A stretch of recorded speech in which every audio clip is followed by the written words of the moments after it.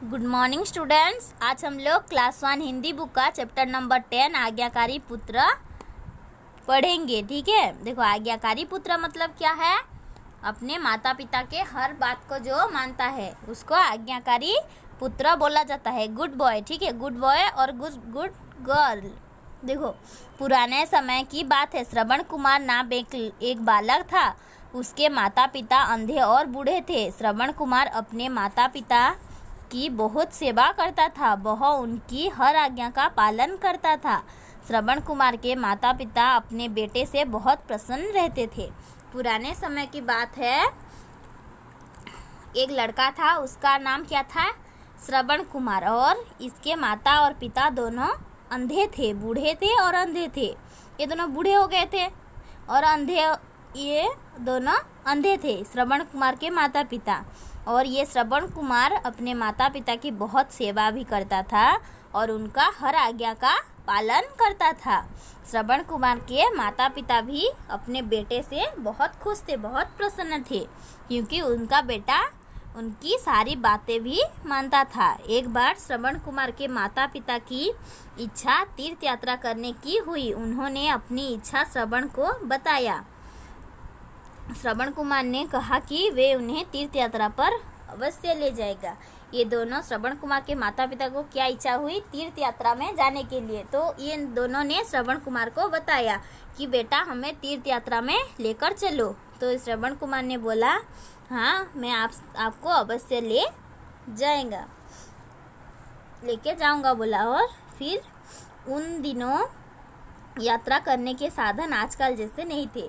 यात्रा करने के साधन आजकल जैसे नहीं थे मतलब आजकल हम लोग जो कहाँ पे जाते हैं तो बस, ट्रेन, कार ये सारा चलता है। उस समय नहीं था। उस समय वो सारे लोग चल के जाते थे।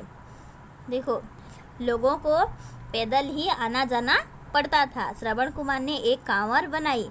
कांवर में उसने एक तरफ अपनी माता और दूसरी तरफ को पिता को बिठाया। श्रवण कुमार ने कांवर को अपने कंधों पर रखा और तीर्थ यात्रा के लिए निकल पड़ा। ये श्रवण कुमार ने क्या किया? उस समय ये बस, ट्रेन, रेल ये सारा नहीं था। ये सारे लोग चल के जाते थे। इसीलिए ये श्रवण कुमार ने एक कांवर बनाई और अपने एक तरफ अपने माता को बिठाया और दूसरी तरफ अपने पिता को बिठाया और कहाँ के लिए निकल पड़े? तीर्थ यात्रा के लिए।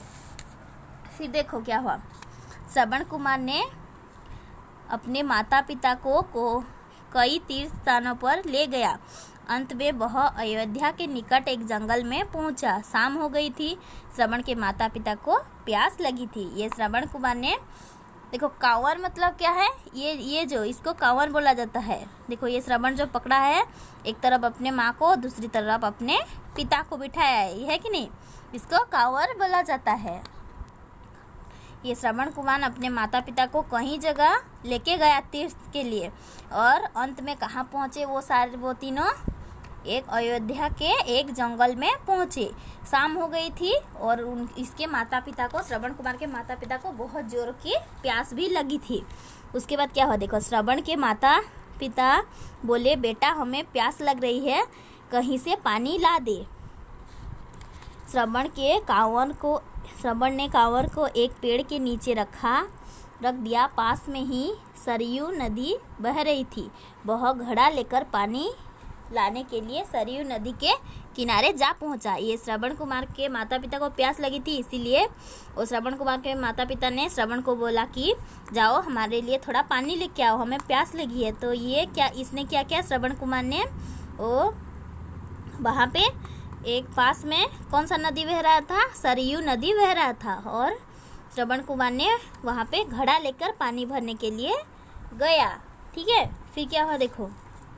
श्रवण कुमार ने जब अपना घड़ा पानी में डुबोया तो उससे आवाज हुई। उसी समय अयोध्या के राजा दशरथ जंगल में शिकार खेलने के लिए आए थे।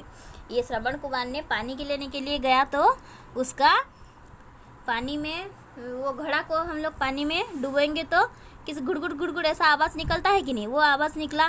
तो उसी समय वो जो दशरथ राजा किसके लिए निकलते थे? शिकार करने के लिए निकले थे और उनका निशाना अचूक था। अचूक मतलब पूरा जहाँ पे लगाना चाहते थे वहाँ पे ही लगता था उनका निशाना।